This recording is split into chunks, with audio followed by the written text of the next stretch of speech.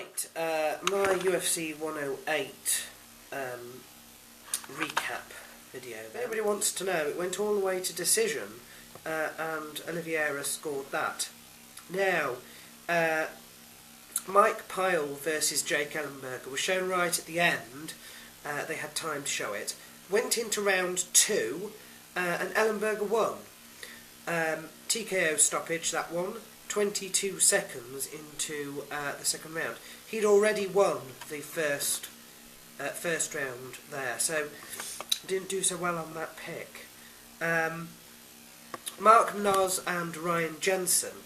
This really is the only sort of bone I have to pick with the whole card. Mark Noz did very well. He won, got a TKO stoppage, but it was a submission in that Jensen was tapping out due to strikes. Now, he'd got down and he was being sort of pummeled into the ground, basically. And he moved his hands to tap out, and the referee didn't see it. And then he had to move his hand back to protect his head, and it was you know, a couple of smashes later that he managed to actually tap out a second time, and this time the ref saw him. So the ref, and it was, what was it? Oh yeah, so Yamazaki needs to pay attention. But other than that, that's not too bad. Cole Miller versus Dan Lauzon. You know, I said that I wasn't really going to enjoy this whatever happened, because I like them both. But I did go with Cole Miller. Spoke to Joe, who said, you know, that he thought the game plan would probably be to KO Miller, which is not something that I'd sort of got into my head anyway. It looks like that game plan was coming out not too bad in the first half of the first round, because Dan Lauzon actually managed to floor Cole Miller at one point, and there was some sort of really, really big shots which I wasn't expecting. Unfortunately, he wasn't able to get the submission, which he sort of tried. Well, he didn't really get far enough in trying, but he did get the back of Cole Miller at one point. Couldn't go anywhere with it, and later, of course, he ends up getting submitted himself. That was all in the first round. Bit disappointed that it didn't go into the second round. I thought Dan would be a little bit better on the ground, but not a bad showing at all. I mean, it was an exciting fight for the time it sort of went on. Martin Kampmann, Jacob Volkmann. Kampmann sort of bounced back, like I said he probably would. He was getting a little bit enraged, I think, afterwards, because of his loss to Daly before, but this is a good sort of bounce back. I think it was a choke submission in the end that he won with, so that was sort of good. Oh dear me. Junior Dos Santos versus Gilbert Weevil. Now, Santos was just fantastic. Gilbert, to begin with, was sort of taking it quite cautiously. He wasn't doing too badly at all, but it wasn't, you know, I think he was trying to pick his shots, and they exchanged a little bit, and it was sort of nothing too exciting. And then out of nowhere, there was just this knockout blow. Just complete knockout blow. It was a flash knockout. He was out on his feet. He dropped to the canvas, and he was probably, you know, back again by that point. But Dos Santos was quick enough to TKO at that, get a TKO by sort of jumping on him at that point. Absolutely fabulous. That was really, really good. You know, it was over very, very quickly indeed. It was just what does it say? 2:07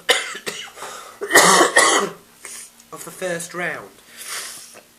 So it was extremely quick. It wasn't a very long fight, but that has to be one of the highlights for me. I just thought that was fantastic, absolutely fantastic. And this is where it starts to go slightly wrong for me in my predictions. Jim Miller versus Dwayne Ludwig.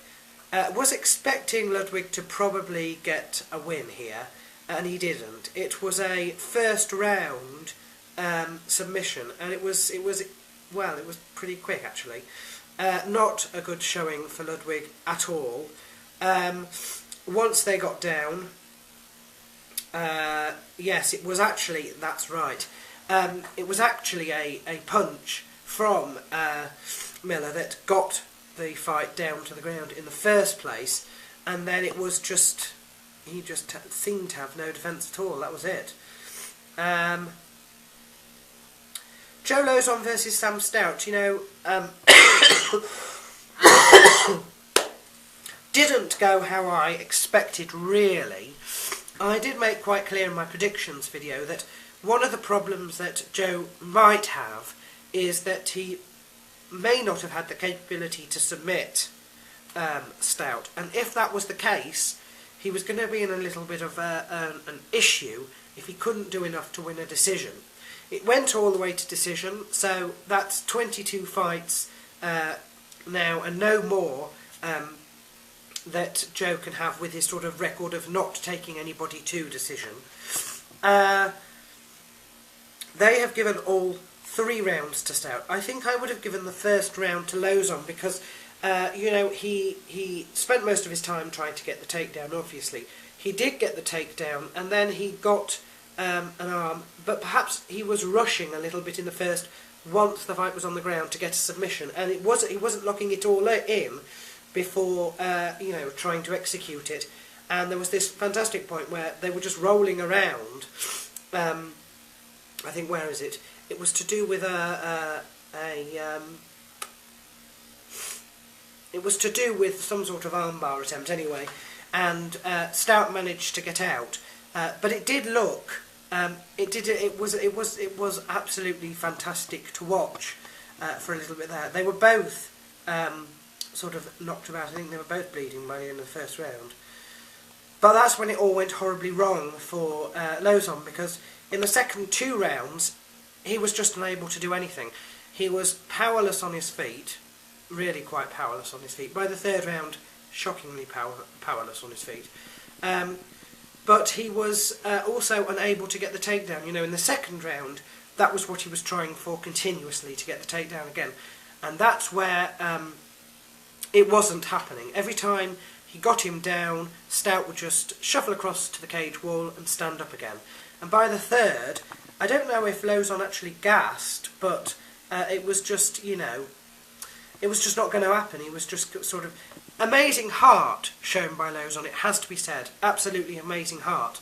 But Sam Stout really outdid himself, and he took the upset by decision. Dustin Hazlett versus Paul Daly, they never listened to me. I said to Dustin Hazlett, you know, don't stand with him, he will knock you out. And, you know, they started, and Dustin Hazlett at some point decided, oh, I think I can stand with Daly after all, you know, and he never saw the shot that killed him. And neither did we, actually. It was fantastic, and Daly is fantastic on the feet, but not very good on the ground. And that was a brilliant submission artist who could have won that match and didn't. And then, of course, the main event, Evans versus Silva, you know, not really interested. Evans got the first 2 rounds, I think, which was not too bad. 3rd round, after Evans had decided that he had done enough to win the round, which he had, he got into a little bit of trouble, which reminds me of I think it was John Fitch who did the same sort of thing.